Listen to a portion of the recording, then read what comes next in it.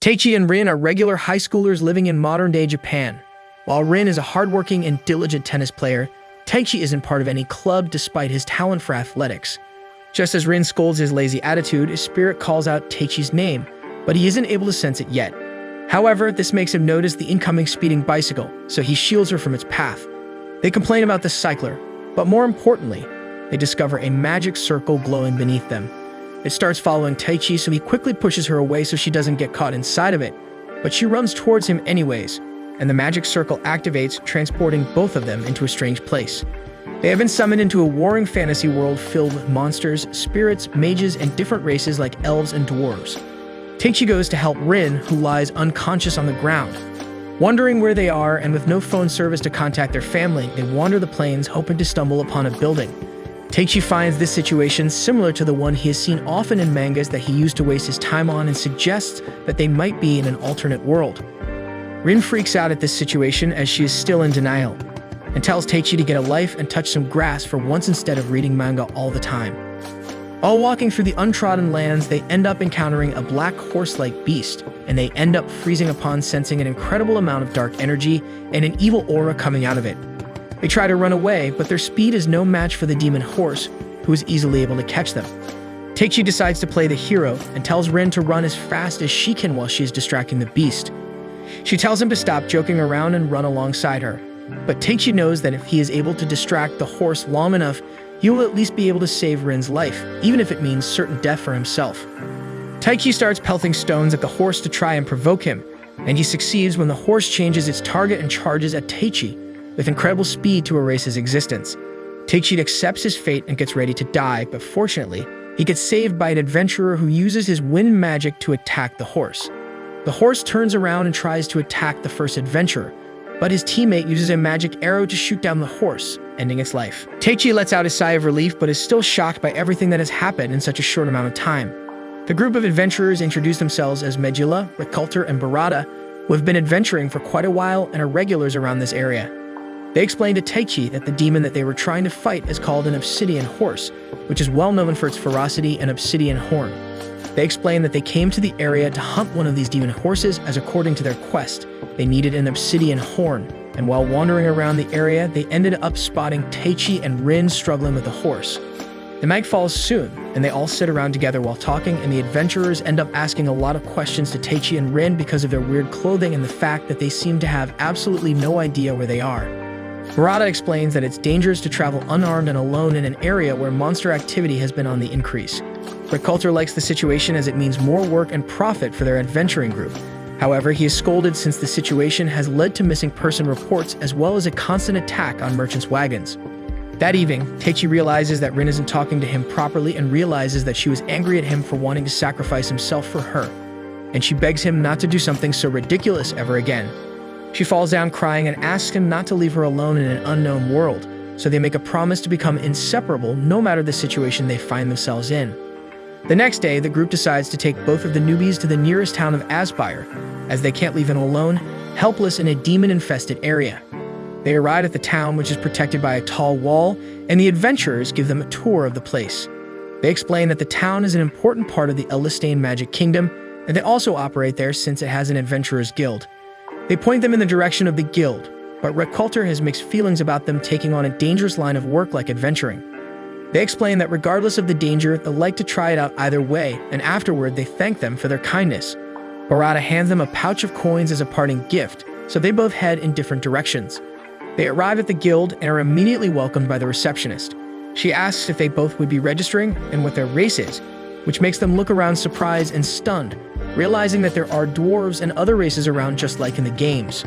She hands them a book to read through, but the symbols look completely unreadable, but surprisingly enough they can read it regardless, and it dawns on them that they have been communicating without any trouble ever since they came into this world. Next, the receptionist explains that they have to conduct a magic aptitude test since people without magic cannot register to be adventurers. She adds that it's a simple process, and they just need to place their hands on the testing crystal. Rin goes first, and there's a brief, awkward inactivity from the crystal, discouraging her. But the receptionist notices 4 different elementals and is so surprised that she asks who they are. She instructs Taichi to quickly place his hands on the crystal, and when he does, it breaks. She hastily runs inside and returns with the guild master and an A-rank adventurer who regular people rarely get the chance to meet. The guild master introduces himself as Gerard and reveals the guild won't be able to register them as adventurers. They immediately protest and ask what they did wrong, so he tells them not to panic and hands them over to an A-rank adventurer called Mara, whom they will have to follow for a while. They become hesitant since he isn't giving them much information, but he explains that they have no chance of becoming adventurers if they don't go. Mira takes them to a cottage where a woman answers the door looking carefree. She introduces herself as Limia and invites them in for a chat. Mira explains how the testing crystal at the guild broke, so Limia hands them a more crude testing device she made herself. She explains that magic capacity is the magic power a person can contain, while magic strength also varies from person to person. She goes on to activate the devices, which glow bright green in each of their arms. It displays a number that is so incredibly high that both Mira and Lamia are totally shocked. They relax, feeling glad and excited that they can finally become adventurers, but Lamia reveals that with a stat so high, they must first become her apprentices before becoming adventurers. Taichi's magic capacity is a massive 120,000, while his magic strength is 40,000. Rin has a lesser magic capacity of about 37,000 and an accompanying strength of 5,000. Even though Taichi's level is way above Rin's, Mira explains that they are both overpowered since the usual human capacity is 10,000 with a strength of 2,000. Their stats are so bizarre that they are insanely strong even when compared to Lemia, the kingdom's most elite mage, who reveals her magic level is 43,000 and 6,000. The pair is told that they have to properly master their immense power or they may end up destroying themselves with it in the long run. While Rin is disturbed by the thought of self-destruction, Taichi wants to know what awaits them after the training. Libya tells them that by the time they finish their training, they'll be leagues above S-rank adventurers and mages and will be capable of destroying entire nations on their own. The next morning, they have breakfast while Mira explains what a magic spell is. These are techniques that can be used by providing magic powers to spirits, and without these spirits aiding them, mages cannot activate spells. She reveals that there are 4 types of spirits: fire, water, wind, and earth, and each mage has the talent for one of these elements. Rin pays attention and asks occasional questions, while Taichi is scolded for focusing on the food. She makes it clear that spirits choose the mage they serve, and this automatically determines the mage's attribute, which can be 1, a single magician, or 2, a dual magician like Mura, who can use fire and earth. There are triple magicians like herself, but there's Rin, who can use all 4 attributes. This is extremely rare and astonishing, but when Taichi asks about his attributes, she reveals she has no idea. This is because he is not a mage, but a sorcerer who does sorcery instead of magic spells. Mira explains that unlike mages who borrow power from spirits, sorcerers use the spirits by forging a pact with them. They explain how dangerous they can be in the future if they decide to use their powers for evil, however, and Taichi reveals he has no interest in politics or plundering nations, as that would be a hassle. The explanation ends and Limia kickstarts the training session by felling a tree with her fist. She infuses her fist with magic and asks Taichi to also attempt to materialize his magic power, but unfortunately, this proves rather difficult for him as he breathes heavily and complains about the ridiculous training routine. Elsewhere, Mara instructs Rin on how to create the image of a spell in her mind and how to say the incantations as a signal to activate the spell. She begins by visualizing the input of oxygen and heat and creates the spell on her first try. Mira is surprised, but Rin knows that she only managed due to her knowledge of chemistry.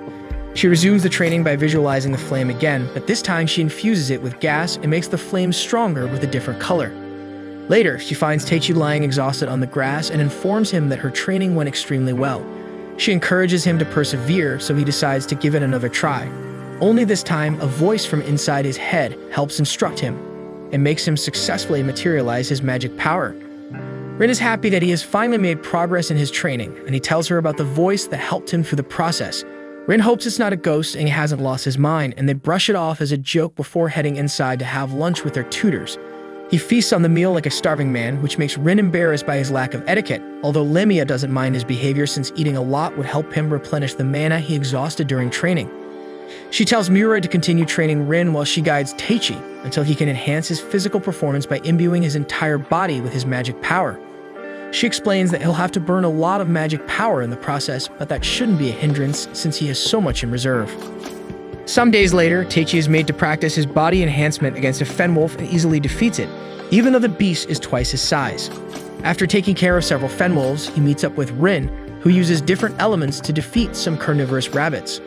Their next foe is an obsidian horse, their old nemesis. but this time they need no help from wandering adventurers to slay the beast. Lamia hosts them to a mini feast using the meat from the obsidian horse and tells them they can now become adventurers and will have to go back to Aspire the next day. They've been freeloading and relaxing and have forgotten that their original goal was always to become adventurers. Before they head out, she tells them about the Lost Ones, a term used to describe people who were summoned from an alternate world by mages. She explains that they do not know the identity of the sorcerer who summoned them from their world, but if they explore the continent, they might eventually come across the person. Taichi is especially positive that they can find the high-level sorcerer and thanks Rin for sticking with him all through their journey from Japan to this new world filled with magic. They return to Aspire the next day and begin their adventuring journey by taking on easy E-rank quests. They learn about the continent, the kingdom in which they reside, and some notable great cities that share a border with them. While they study, the inn receptionist called Almeida hands them a letter of summons from Gerard, the guild master, and at the guild, they are given a quest that entails investigating a visitor who frequents a bar and also obtaining information about his secret smuggling activities. Rin notices that the quest is for D-rank adventurers, but they are told they are allowed to take a quest one level above their current rank. Gerard informs them that the quest has been failed twice, and a third failure meant it be given to a C-rank adventurer. However, he's giving it to them since they are Lamia's apprentices. Successful completing the quest meant that they would immediately be promoted to D-rank, and this made them head out excitedly to unwind before the mission began at night. They head to a food stall, where they find out that prices have doubled as a result of constant attacks on wagons coming into the city. They figure out that the town's food and commodity shortage is related to their quest, and they make plans on how to approach the mission. They go to a bar and are welcomed by cold stares and silence from the old drunks who are wary of young adventurers. Taichi decides to piss them off more by ordering water in a bar, and this display makes the bartender take a liking to them. They explain to him how they need the hijacked goods circulating in the black market and offer to pay him a lot in exchange for his cooperation in securing the rare goods. Unfortunately, their huge bag of coins ends up attracting the attention of a group of drunkards who would do anything for some cash. After beating them up, the men are forced to confess to their dirty dealings and how they often bring the stolen goods into the city at night. They try to pry further, but the bartender sends them out for disrupting his business and beating up his customers. While heading home, they are tailed by a group of black-clad assassins who surround them and block their escape path. Taichi engages the first assassin in a sword fight and quickly retreats upon sensing their killing intent. They decide to capture them since they might have valuable information regarding their mission. Once Taichi activates his body enhancement, he easily defeats his opponent while Rin blows her away with a wind spell. It becomes clear that they are clearly outmatched, and this makes them leave their unconscious comrade behind while they make their escape using a signature smoke bomb distraction.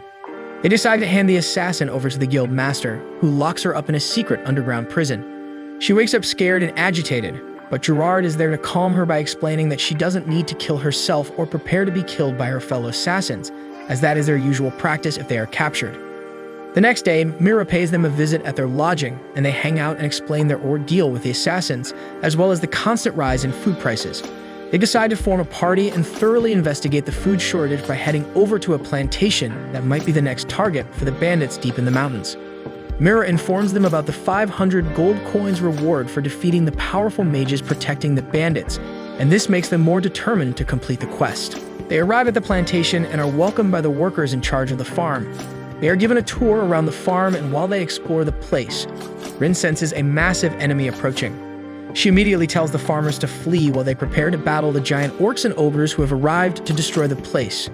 Mira swiftly slashes the smaller ogres one after the other, while Taichi goes to face the giant orc. While he tries to evade its massive swing, the farmers are scared that the giant might be too much for a mere human. However, he simply enhances his body and easily defeats the giant orc with a flying fist. After the battle, it becomes clear that someone was behind this sudden monster attack on the farm, and this makes them set a trap to catch the culprit in his tracks the next day. They continue their investigation the following day and quickly find some footprints and remnants of a campfire in the middle of the farm. Rin uses her staff to locate the thieves, who instantly draw out their swords, ready to fight their way out of the farm. The thieves are not accompanied by mages, and they quickly surrender and begin cursing at their absent mage when Taichi reveals that they are adventurers from the city sent to apprehend them. The group is left with Kasim, the farm's overseer, whom they begin to interrogate since he has exclusive knowledge about the orcs, which a simple farmer isn't supposed to know about. He confesses to being the mastermind behind the monster attack, the theft, and the process of hiring their service, all of which was to test their competence. His accomplice appears using an invisibility cloak that conceals a mage's presence and magic powers and introduces herself as Grammy. She offers to handle Miura and Rin while Kasim battles Taichi alone, and as they fight, she explains to them that although she is an assassin, rather than using sneaky methods, she prefers to enjoy the pleasure of an intense battle. While Miura confronts her with a sword, Rin offers support with her usual fire attacks, which are surprisingly countered with a water spell. She uses a wind spell to create a smoke screen, so that when Grammy counters it, she is faced with a simultaneous earth and water attack. 936. She still manages to stop a dual-element attack and also matches Miura's magically enhanced attacks. The battle-obsessed assassin knocks out Miura and turns her attention on Rin, whose spells have been proving inefficient throughout the battle. At the other end, Kasim summons a massive frost elemental to battle Taichi, who is fully confident in himself. When he attacks the beast, he doesn't make contact with its physical body, mainly because, rather than a physical attack, an elemental can only be harmed by a magic spell. He continues to attack in vain and slowly depletes his stamina while the beast shoots out several ice pillars from its mouth.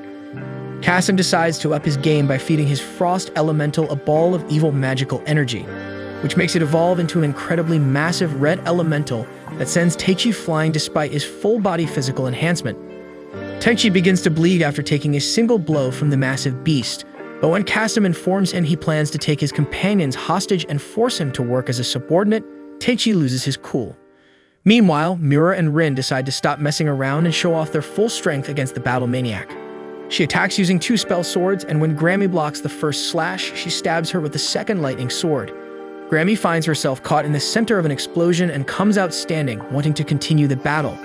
However, Miura deals the finishing blow by enveloping her sword with hot red flames and slashing her. Taichi puts on a good show, but it isn't enough to defeat the powerful red elemental. In the end, the duo are forced to submit to Kasim, while Taichi curses his weakness and inability to protect himself or his companions despite being a sorcerer. He falls unconscious, and in a dream, the wind spirit called Ariel informs him that she'll lend him her powers only once since they haven't officially forged a pact yet. He raises himself back up thanks to the surging wind around him, and this makes Kasim order his beast to finish him off. Taichi takes a direct hit from the beast and comes out unscathed, laughing at how his newfound power felt like a cheat.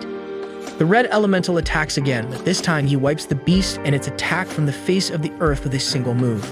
His borrowed power begins to fade, and even when his injuries become more severe, he holds out and drives away the enemies with one last attack. He falls unconscious after depleting every ounce of magic power in his body and wakes up a week later in Limia's cottage.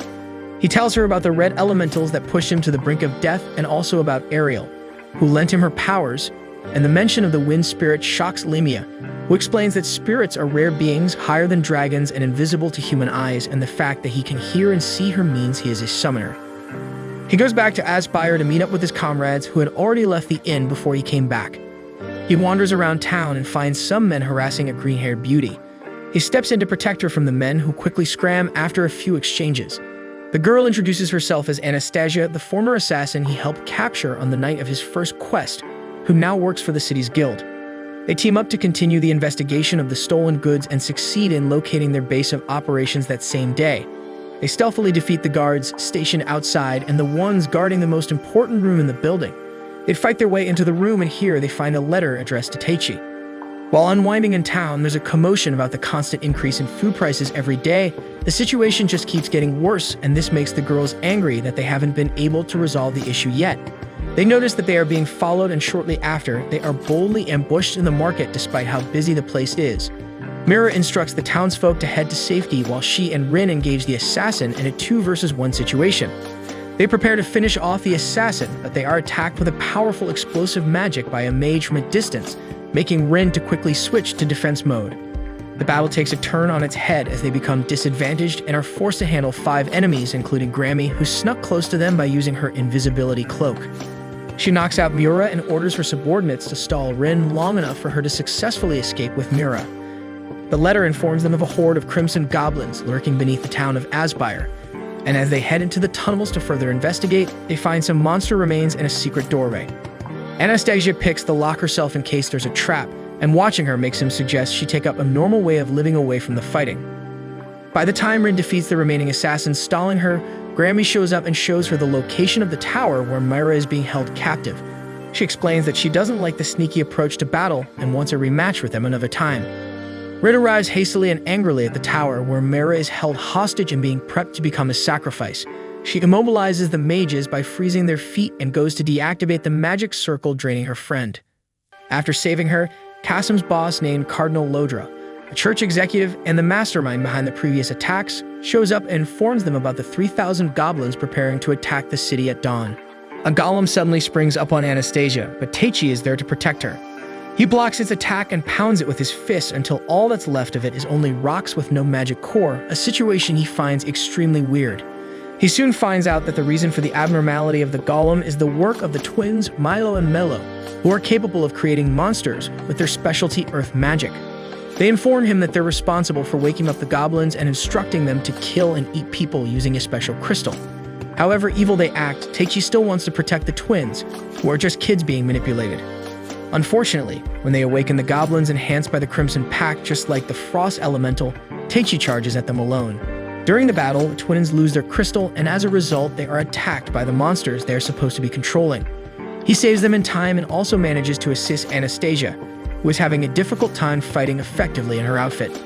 The next morning, Rin, Mira, Gerard, and Lemia lead the defense against the goblin invasion. Rin uses a wide range of earth magic to create a massive pit and follows up the attack with a boiling water spell.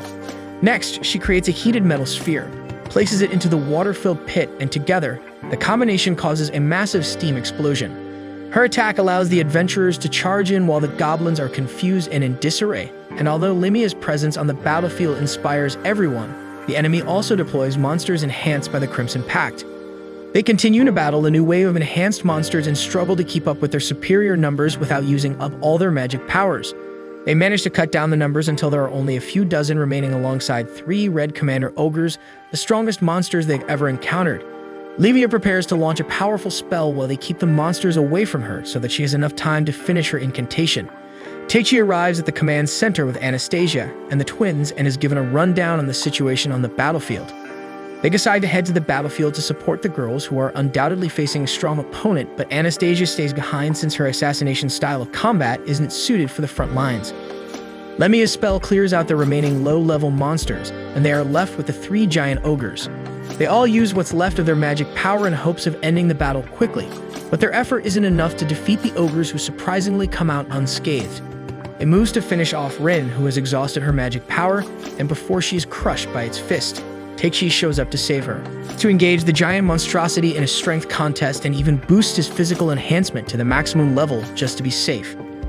He makes the monster vulnerable by slamming it flat on the floor, and he deals the final blow with a charged punch from above. Afterward, apologizes for coming late and tells them about the horde of goblins he had to eliminate underneath the town. He hands the twins over to Lemia and informs her of their incredible capabilities despite how small they look, and heads back to continue the battle with the Red Ogres. By this time, more monsters arrive and the group is forced to hold them off with the little magic powers they have left. The twins help out using their earth magic, and together, their teamwork helps them hold out long enough for Taichi to defeat the Commander Ogres. Although it's a 3-on-1 situation, he fights them on equal footing, evading their attacks and damaging them with powerful blows thanks to his enhancement. He stumps them one after the other, and before he can finish them off, the ground begins to rumble, and the ogres are killed by a mysterious dragon who emerges from deep within the earth. Its arrival causes the earth to quake, and when the 2-headed dragon roars, its flames illuminates the sky across the land and instills fear in everyone on the battlefield. Taichi thinks their intense battle above ground was responsible for waking up the dragon, but Lemia tells him that they never interfere with human affairs, no matter the situation. Against Rin's wishes, he decides to engage the overwhelming and intimidating beast, while instructing the others to evacuate the city. He explains to her that her presence is more of a weakness to him, since he would easily shield her with his body if her life is in danger, and begs her not to come. But Rin reminds him of their promise to always stay together and confront any foe as a team regardless of the dangers involved. She promises not to get in his way and stays behind to support him from a distance. He approaches the dragon, and finally seeing it up close, he tries to contact Ariel as he could use all the help he can get, and when there's no response from her, he charges at the beast with a powerful punch. The exchange creates a shockwave, but does no damage to the beast, and it retaliates with a shower of flames. He tries to evade them, but instead he is caught by the classic dragon tail swing and sent flying. It also sends a threatening attack towards Rin, telling her not to move an inch or interfere with the battle. Taichi is seriously injured as a result of the last attack, and he notices that the dragon held back against him, and that is the only reason why he is still alive. At the same time, Anastasia shows up hypnotized and has no idea how she got to the battlefield. Her arrival distracts him from the dragon, who has already charged an attack to fry them both as punishment for ignoring his presence. She shields him from the flames and ends up suffering a fatal injury to her abdomen. In her last moments, her life flashes before her eyes, and as she bleeds to death, she thanks Taichi for the peaceful and fun memories she had thanks to him. He becomes enraged, bitter, and sad that he failed to protect her even when he promised to, and this raging emotion triggers a connection with Ariel, who apologizes for not helping out early. She explains that there's a rule that restricts spirits from using their powers except when commanded by a summoner, and the only exception is when the summoner's life is in danger. Rather than himself, he doesn't blame anyone for Anastasia's death because he was full of himself and scared to utilize his overwhelming power that could easily go out of control. He and Ariel forge a pact, and he becomes capable of accessing her powers, which envelopes him in a stream of magical energy. He asks the dragon why he is interfering with a human war and what it would take to make him retreat, and it tells him to display the extent of his powers. It takes to the sky and combines both flames from its two heads at the same time, while Taichi counters it with a wind magic of the same magnitude. He goes all out and pushes the dragon back until its flames are extinguished, and it falls down satisfied with Taichi's effort. It tells him that the entire battle was planned by an individual who begged it to measure his strength, as he would be vital to the fate of the nation in the near future. After the battle, the city of Aspire slowly gets back on its feet, and food prices and town activities slowly return to normal. Back at the cottage, Taichi manifests Ariel for the whole group to see and admire before they are interrupted by a messenger of the royal family, Alcina Norman, who arrives and invites them to the Wenifix, the kingdom's capital, at the request of the king. In the carriage, she explains that the king planned to dispatch the nation's magicians to help neighboring countries, while his brother opposes the idea since it will reveal their mage practices and weaken their dominance. As a result, the king's younger brother, Duke Dorchesham, and his faction started a revolt that might lead to a civil war. They arrive at the capital and are shocked to find it looking like a ghost town. Everyone is wary of them, and Alcina is even attacked by an assassin. Taichi saves her from the assassination attempt, and they head into the royal hall filled with high-ranking dignitaries. The king arrives and introduces himself as Gilmore, but before he can say another word, Limia cuts him short and demands that he explain why they were summoned. The nobles are dismissed, and she proposes a deal with the king. In return for their help in the coming war, he must tell them who is responsible for summoning Taichi and Rin from their world. He takes responsibility and apologizes for his actions. However, Taichi is infuriated that the reason he robbed them of their normal and peaceful lives was because he wanted them to help him kill his enemies. Later that day, Alcina introduces them to Princess Charlotte, the one actually responsible for their summoning. She explains that the summoning ritual was only meant for Taichi, and when the ritual was infiltrated by an assassin, her magic power went berserk and also transported Rin. They ask her how they can return to their world, and she begins to sob and reveals that the summoning ritual cannot be reversed once it is done. She apologizes and begs them to help her suppress the rebellion, and afterward, she will find any means possible to send them back to their world. Taichi is summoned to participate in a mock battle with General Sumela, the supreme commander of the army, who wants to gauge his strength for herself. She immediately attacks him with her sword, and Taichi is forced to defend against her brutality and killing intent. He wants to summon Ariel, but is hesitant as he might end up killing the general. She continues to taunt him, and he goes on the attack using his physical enhancement skill. Their next clash shatters their blades, and they continue the battle by putting their hand-to-hand combat abilities to the test. This time, he overpowers her, slamming her to the ground and making her yield in front of the king and other notable spectators. She acknowledges his strength and offers to become his wife or mistress, so long as he helps her give birth to powerful kids who will be as strong as he is. The next day, the king thanks them for their efforts in the previous battle and rewards them with magic tools from the royal treasury. They each take a piece that suits them perfectly. Rin fancies a new magic staff, while Taichi is captivated by a rare katana that reminds him of his days as an otaku. They tell them the katana was made in the earthen continent, but the soldiers don't have high opinions of it as it's very thin and might break easily. At the training ground, Limia tests out her new ring while General Sumela begs Taichi for a duel with his new katana. He escapes his obsessive wife-to-be and heads into town, where he is praised and thanked by the people for protecting the town during the battle with the rebel army. In an alley, he encounters Kasim, who now has only an arm after he blasted off in a feat of rage during their battle at the plantation. As revenge for taking his arm, he challenges Taichi to a duel, which he cannot reject unless every well in the kingdom is poisoned. Taichi hesitantly agrees to his condition, and they head to an isolated location, where he reveals an evil artifact meant to make his magic powers as strong as Taichi's. Ariel warns him about the artifact, but he must fight Kasim, who thinks he is a genius who didn't work hard enough to become so powerful. The artifact is activated, and it instantly limits Taichi's magic powers and brings them down to Cassie's level. They begin the duel, and Kasim can keep up with Taichi, whose wind magic isn't as strong as it usually is. Kasim switches to a constant barrage of ice and water magic, and Taichi evades them and also disarms him. They continue their exchange, with both parties dealing significant damage to each other, ultimately leading to a stalemate. Kasim gets ready for an ultimate attack while Taichi stands defenseless since he has already used up most of his magic powers. He recalls Rin's instructions, and when Kasim attacks, he imbues his katana with magic, slices through his water ball, and defeats him. Kasim admits defeat and tells him to destroy the artifact and restore his magic powers, but the artifact manifests a shadow monster that attacks him. With no energy to fight back, he is saved by Grammy, who also destroys the artifact with her sword. However, the monster doesn't disappear and continues to enlarge, and since Taichi has gotten his powers back, he uses a lightning attack to blast the monster away, leaving no remnant behind. The next day, Duke Dortisheim assembles his troops and hires mercenaries to handle Lemia and her overpowered pupils. King Gilmar also gives an inspiring speech that motivates everyone and makes them charge into the battlefield, ready to give their all for their nation. Both Rin and Lemia run riot with their new magic tools, while Taichi bypasses the army formation and heads directly to the enemy's command center. Rin encounters a female mercenary who uses a large axe and introduces herself as an A-rank adventurer called Suzora. She gives the vibe of a battle maniac like Grammy, and this makes her wary of her. 17-7. This is her first solo battle with a strong opponent, and this makes her less confident in her attacks. Suzora maneuvers mid-air and sends a blaze wave her way. She is burned by the attack, but retaliates with a successive ice and flame spell that catches Suzora off guard. The injury only makes her more hyped to continue the battle. Unfortunately, they are interrupted by zombies and made to work together. Taichi defeats the Duke's guards and easily makes it into his tent. He, along with Ariel, proposes a peaceful resolution with the Duke and promises to spare his life if he puts an end to this senseless bloodshed caused by a minor conflict of interest. The Duke begins to entertain the thought of a peaceful resolution, but his pride doesn't let him stop the war.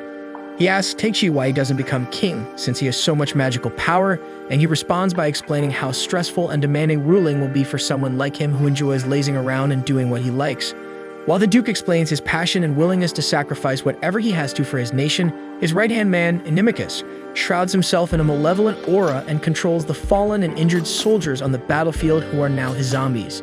The zombies attack fighters from both sides, and Inimicus reveals how he used the Duke's jealousy to instigate a rebellion and start a war under the orders of his true master.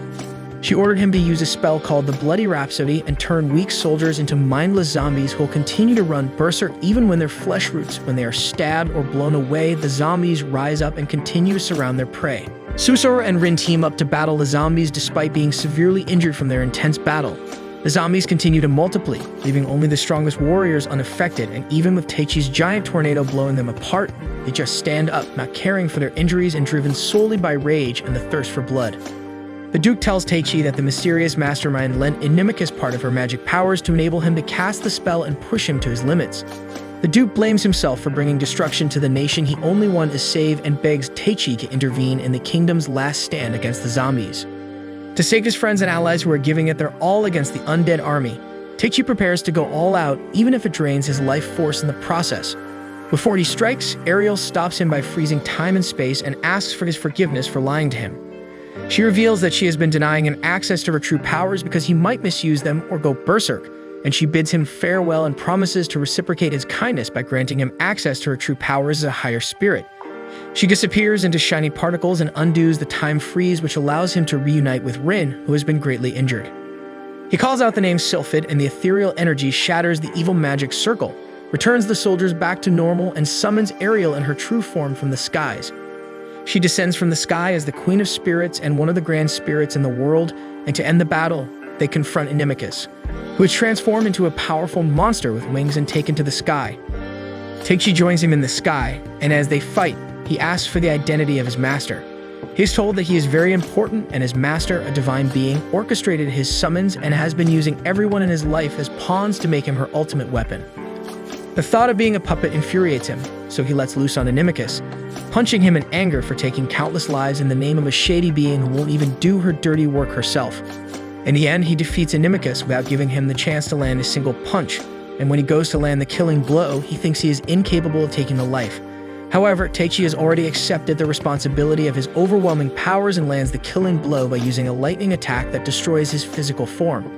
This brings an end to the war, and Taichi collapses only to wake up several days later in the palace. Peace returns to the land, and Taichi is declared the nation's hero for playing a major part in ending the civil war. Duke Dorsham is secretly executed for his actions, and Taichi and his companions head back to Asbyre in a carriage to continue their lives as simple adventurers.